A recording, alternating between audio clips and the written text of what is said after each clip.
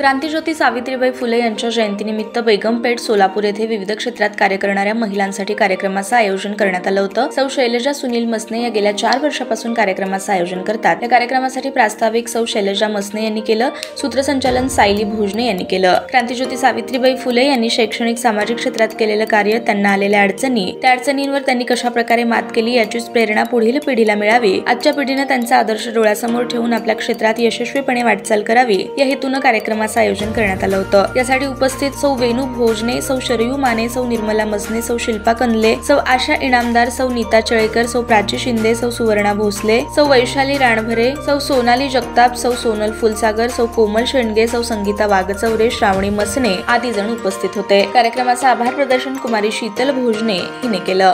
मी कुमारी सायली सुरेश भोजने।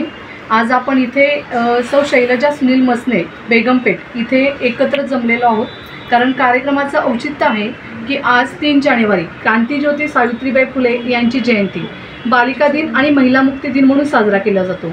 गेली 4 वर्ष झालं हे या कार्यक्रमाचं 5वं वर्ष आहे। दरवर्षीप्रमाणे या देखील हा कार्यक्रम आयोजित करण्यात आलेला आहे। इथे ज्या उपस्थित महिला आहेत त्या प्रत्येक क्षेत्रामध्ये, वेगवेगळ्या क्षेत्रामध्ये यशस्वीपणे वाटचाल करत आहेत। ती म्हणजे क्रांतिज्योती सावित्रीबाई फुले यांचा आदर्श घेऊन आणि यांची प्रेरणा घेऊन। तर हे कार्यक्रम करण्याचं एकच ध्येय की आपल्या महिलांना त्यांनी आपल्यासाठी काय कार्य केलं त्यातून प्रेरणा मिळावी व त्या प्रेरणेतून त्यांनी आपल्या आयुष्याची आनंदाची यशस्वी वाटचाल करावी व उत्तुंग भरारी घ्यावी। मी याबद्दल एकच बोलेन की चालण्यासाठी वाट असते, वाटेसाठी चालणं नसतं, चालण्यासाठी वाट असते, वाटेसाठी चालणं नसतं, आणि उंच भरारी घेणाऱ्याला आभाळाचं भय नसतं, उंच भरारी घेणाऱ्याला आभाळाचं भय नसतं। थँक्यू। ताज्या बातम्या पाहण्यासाठी प्राईम महाराष्ट्र न्यूज चॅनलला सबस्क्राईब करा।